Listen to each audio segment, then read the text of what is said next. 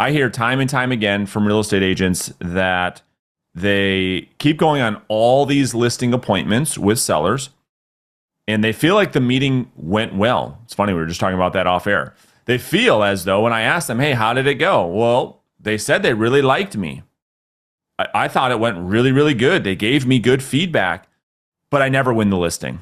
They always do business with other people. They constantly are telling me how much they like me, but they never do business with me. This is the sign that someone is probably not detached from the outcome. In other words, they are attached to the outcome.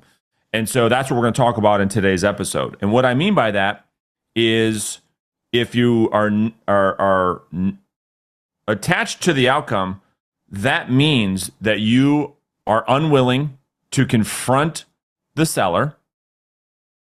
That means that you often beat around the bush. You often make things and you make everything sound better than it really is constantly. And so people aren't dumb. If you think about yourself as a consumer and you're talking with any service provider or anybody selling a product or service, and everything that you guys talk about is all sunshine and rainbows and there's never any like downside, you get a little skeptical. And that's really what we're talking about today, because all of this equals a lack of trust. Prospects might love you. They might want to go golf with you. They may want to take you to lunch, have a beer with you, whatever. But you're not getting paid. And it's because they don't trust you to handle the sale of their home. And if you're winning listings by being attached to the outcome and you tell them everything they want to hear, all that ends up happening is even if you do win business under this approach, you end up with a bunch of listings that don't sell at discounted commissions, and it doesn't matter because you're not getting paid anyways. So I've got a bunch of points I want to talk about, but first, Dom, let me kind of get your initial thoughts on detaching from the outcome, what it means to you, and how you see this show up in the real world. Yeah. So I mean, this is something that we practice or we work to practice every single day, in not just in our real estate lives, but in our real lives as well. And the way I implement it in my life, and my family implements it, is we do the best we can every single day. We're honest with each other, honest with the people that we talk to in business. We are honest, whether or not we're going to hurt the feelings of who we're talking to or not. Obviously, we're not mean about this, but we're honest and straightforward. And whether the person that we're talking to, whether it's relational or in a business transaction, whether they accept or like what it is that we have to say, the message that we're giving to them, we have to give it anyway, because in the big picture, that's how you live a happy and fulfilled life. And that is by moving forward through life without concern for what others necessarily think about what you're doing if you're conveying to them what is the truth. Does that make sense? It makes a ton of sense. You know, the thing I think about all the time is the way that doctors often approach this. You know, their only concern is getting you better. They're not concerned whether you like them or not. They're only concerned with like straightforward, no BS. This is what we need to do, which is what you would want from a physician. You don't want them to beat around the bush.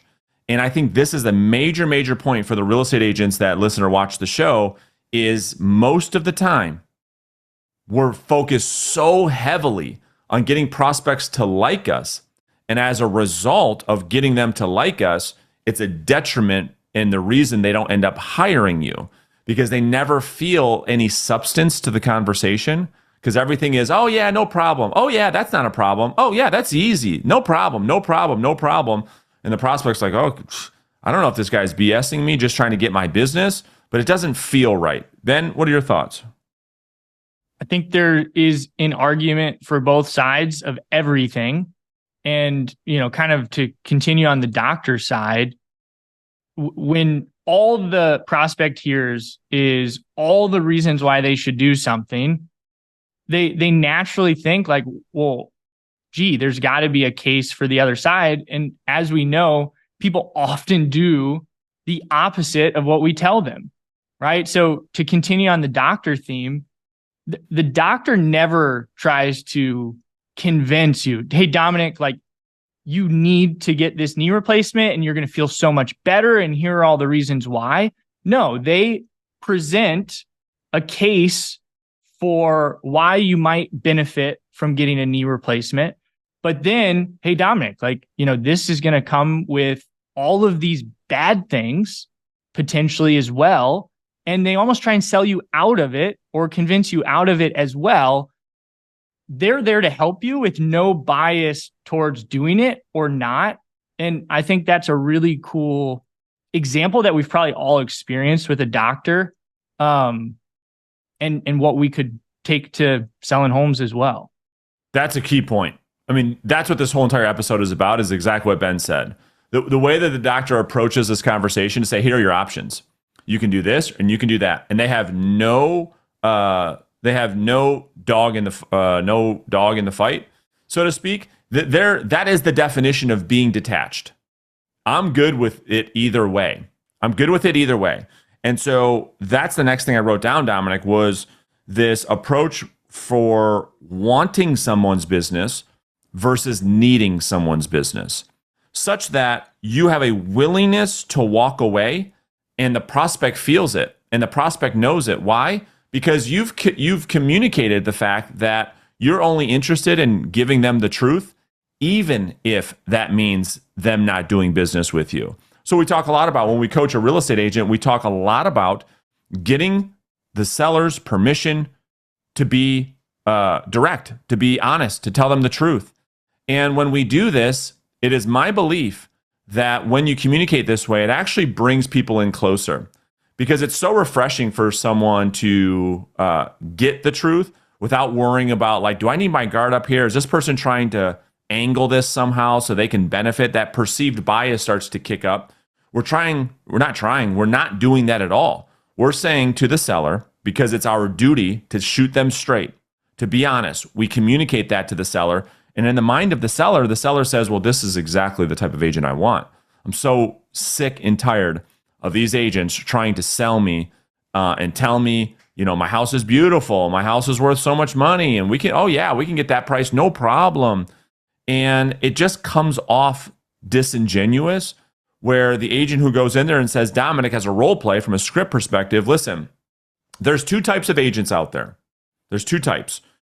The majority of agents go and meet with the seller, such as yourself, and they will beat around the bush. They will make things seem better than they really are.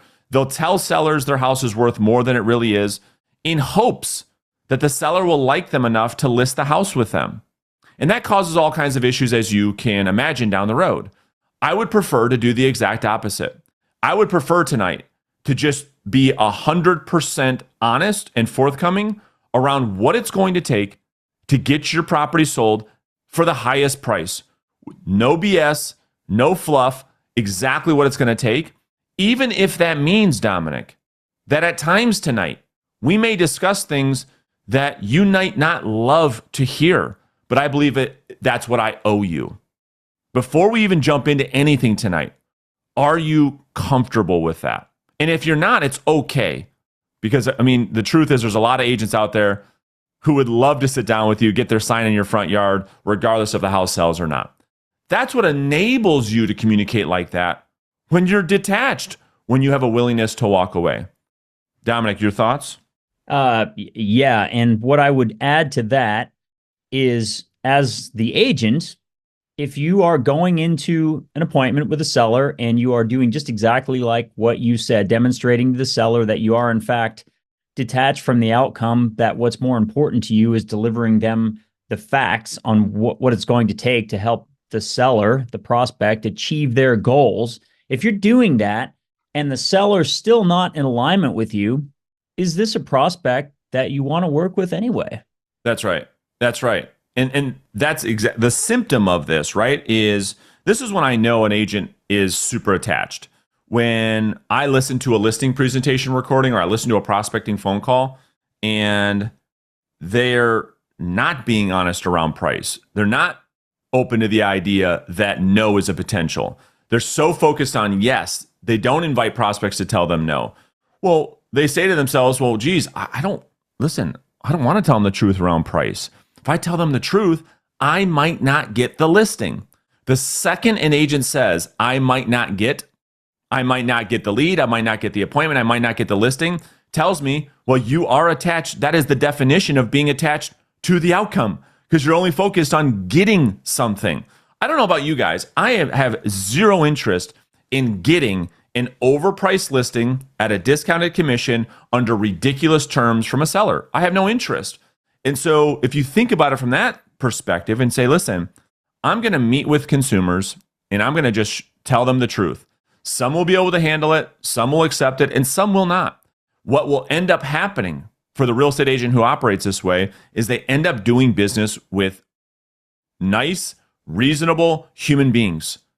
But if you're beating around the bush and you never tell anybody the truth, you're going to end up with a bunch of clients who aren't realistic, who are not motivated, who only hired you based on your BS. There were the sellers who said, well, I met with this other agent who said they can get me $100,000 more.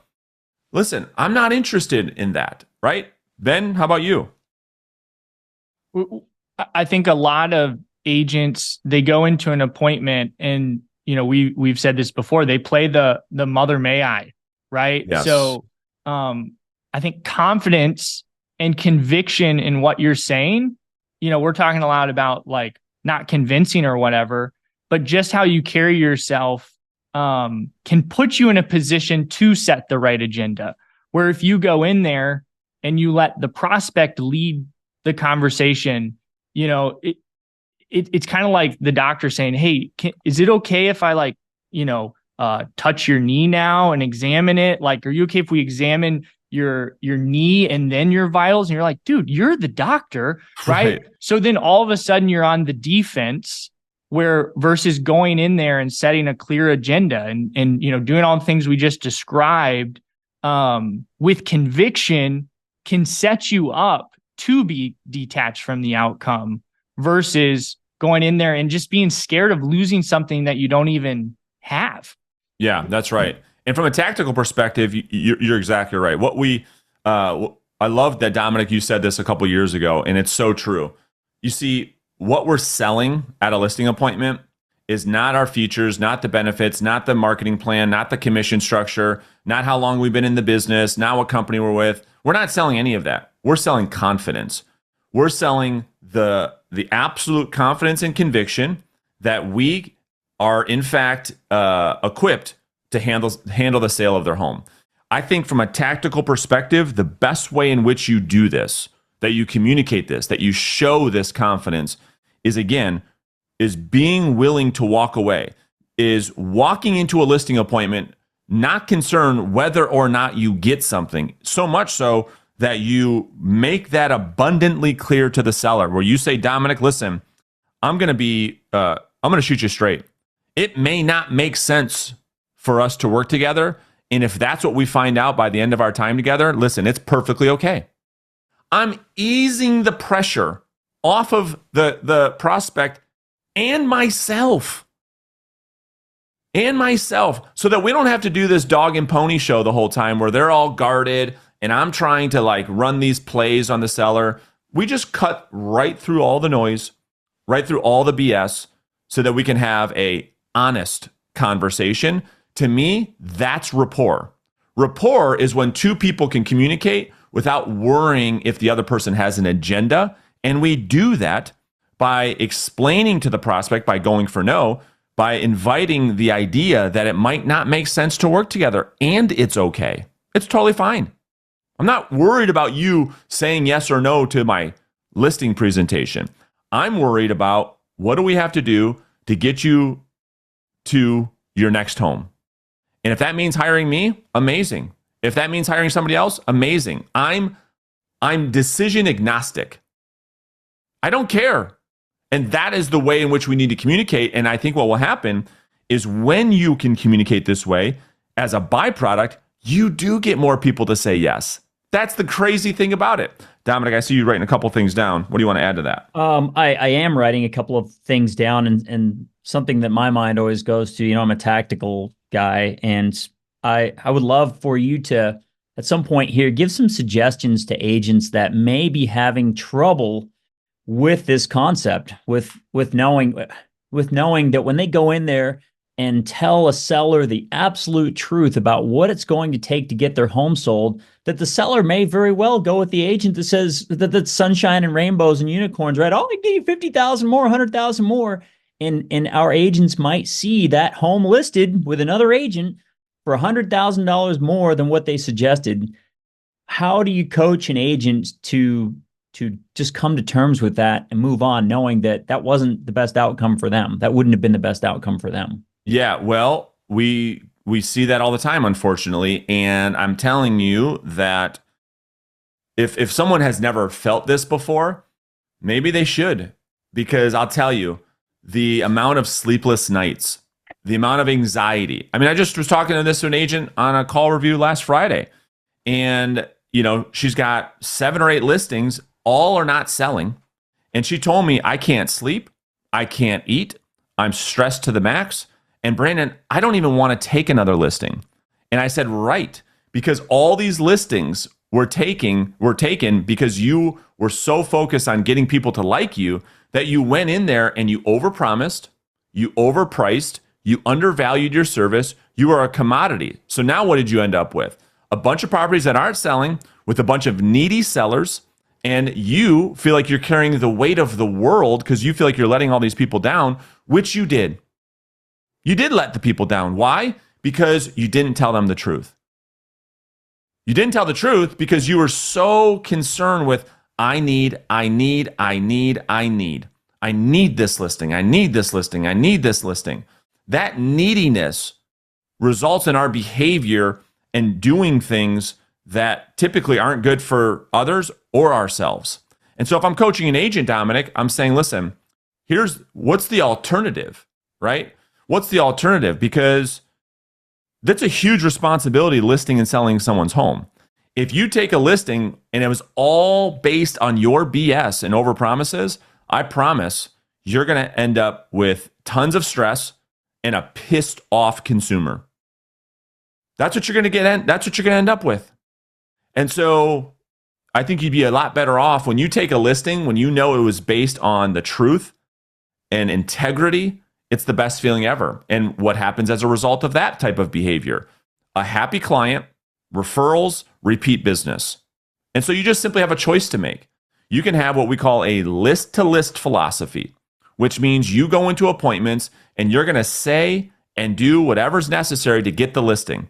Tell them whatever price you want, discount your commission as much as possible, and overpromise on what you're going to do for marketing because you just want signs in the ground. That's your decision. Or you can have a list to sell philosophy, meaning you're only going to engage with the consumer because it's going to get to the closing table. When I made this decision, I don't know however many years ago, everything changed for me to say I am no longer interested. And it takes a lot of failure to get to here. I told you guys all the story.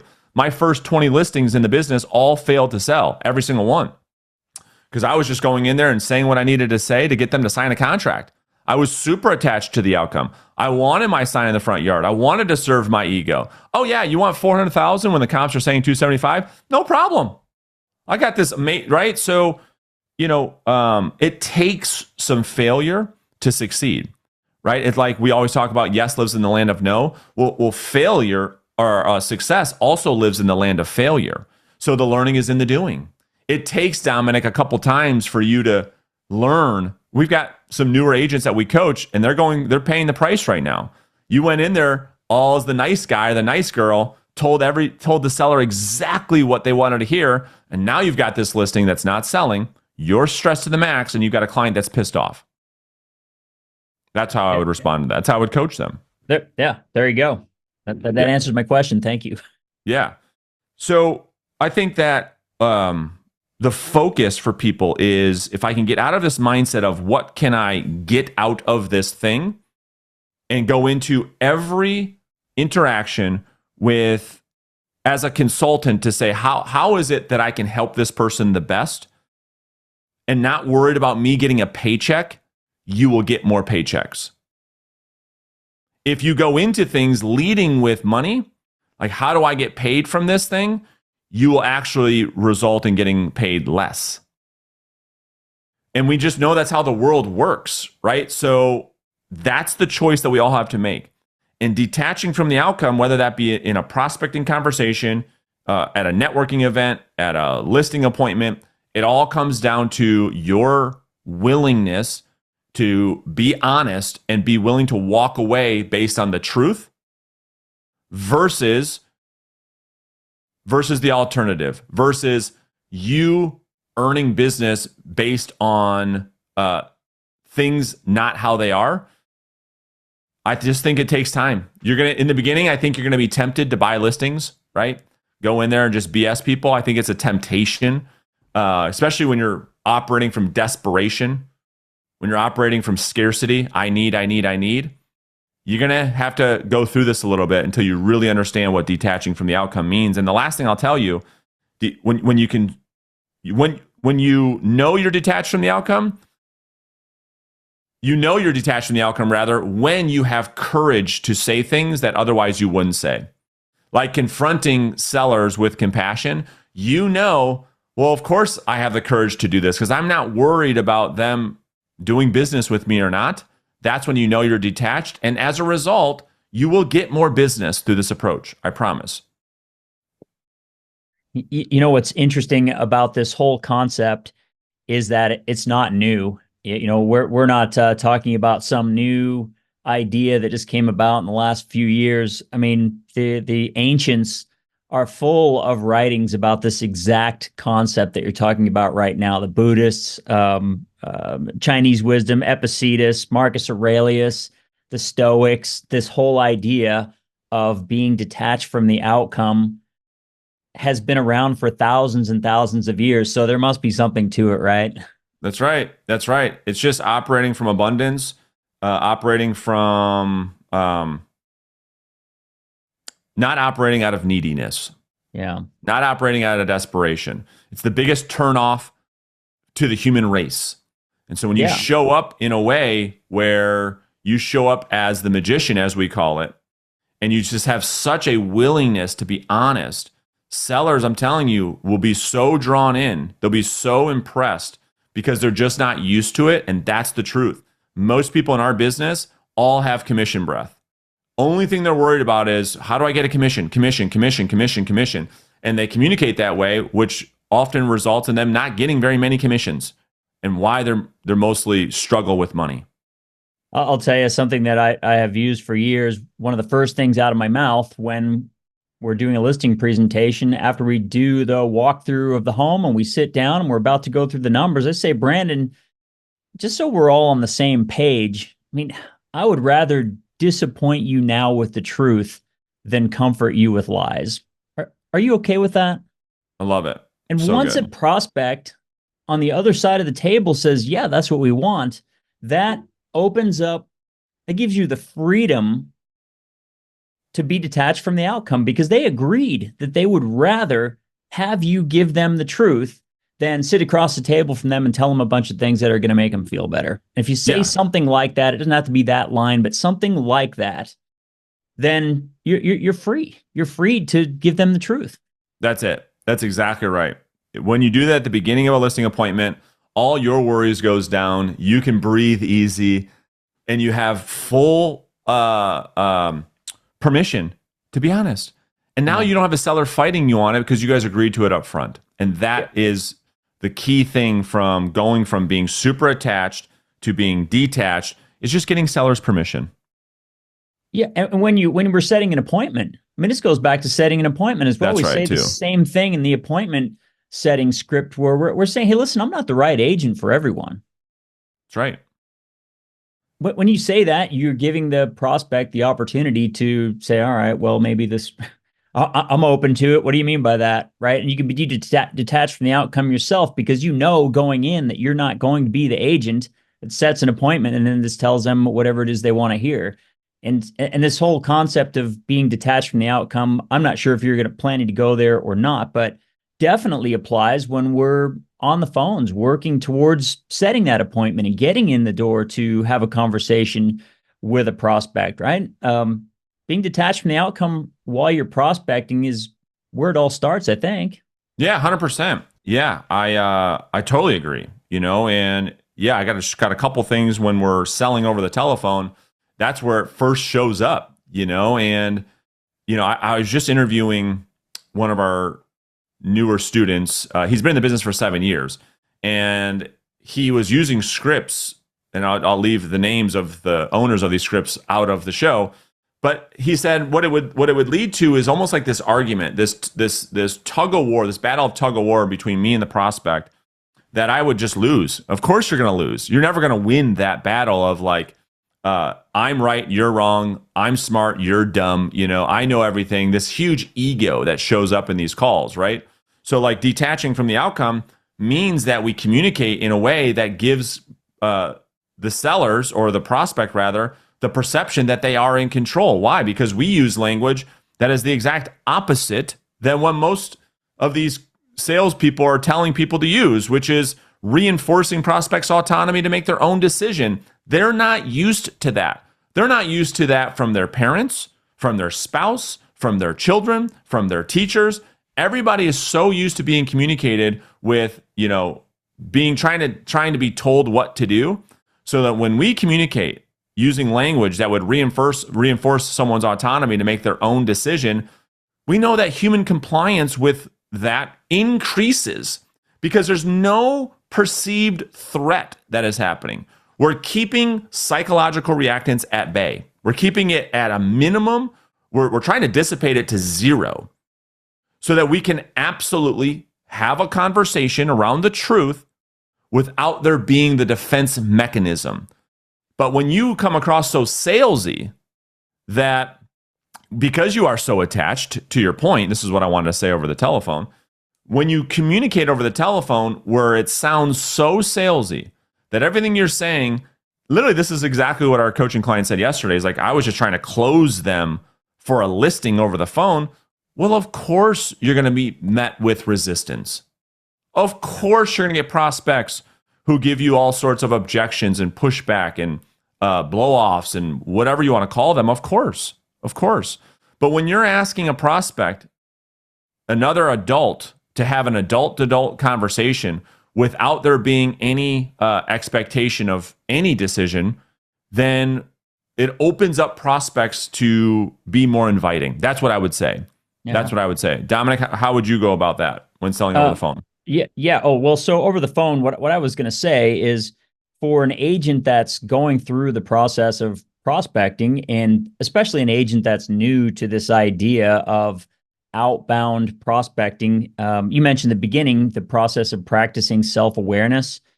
I would say to a new agent to pay attention to the emotions that you're feeling, and identify the thoughts that you're having when you're having these conversations. And if your thoughts are going to, man, I'm not getting that, I'm not getting this, I'm not getting an appointment, I'm not connecting with this person, I'm not getting this, I'm not getting this. Pay attention in a self-awareness type of way so that you recognize when you are being attached to the outcome. Like, you've got to, at first anyway, you've got to be conscientious and about being self-aware. You've got to recognize when you're starting to feel like you are becoming attached to the outcome so that you can continue to detach from the outcome. I'll give you just go ahead, Ben, please. I'll give you an example just from this week. Dom and I were talking to an agent, and he got through the script and just, it wasn't going anywhere. And, just out of natural instinct was like, man, I'm just curious. Like, can I just ask you, everybody is trying to move into this neighborhood. Like, I personally would love to live in this neighborhood. Like, Brandon, why the heck? I just don't get it. Like, why are you guys moving? Like, it makes no sense. And it was just this big aha. Like, they were genuinely curious, like, why this person would even move. And then all of a sudden they get a flood because people do things for their reasons, not yours. And all of a sudden they just get a flood of reasons why this person needs to sell. And now you're exactly where you need to be, right? So it hadn't clicked for them until they just, genuinely asked the question. And that's where we need to come from, whether it's over the phone or in person. Great point. Another great point. Go back to what you said about the doctor, right? Because they're so used to having real estate agents like us communicate with them and so heavy on why they should move? Well, of course, we're making all the arguments for why they should move because my ass gets paid when you move, right? So naturally, when agents are like, listen, you got to take advantage of the market now. You got to take advantage of low this, low that, up this, giving them, to Ben's point, all their reasons for why they should do something. That only ends with prospects pushing you back. It has to, because that's the law of psychological reactance. So how to communicate on the opposite of that is you then present the argument for the status quo. So that disarms prospects like immediately. Like really deep sales skills right now in this episode is what we're talking about right now. So rather than saying, hey, you need to do this, you need to do that, you just simply ask a question, well, what's wrong with where you're at now? You're like in one of the best homes in the best neighborhoods. Prospects aren't used to that. Now you put them in a position where they defend the need for change. Well, Ben, it's a great question. I love our property. I love the neighborhood, but reason 1, reason 2, reason 3, reason 4, reason 5. Now who's doing the selling? Now it's the prospect verbalizing their motivation for why they need to do something, not your reasons for why they need to do something. And so I think that's a good place to end. But yeah, great point, Ben. We could go on and on with this topic, but guys, listen, if you want the scripts on some of the stuff we're talking about, there's a link in the description. You can grab a copy of our brand new script book that we just released, and it will have a lot of these communication skills in there. So grab that, and we'll see you guys in the next episode.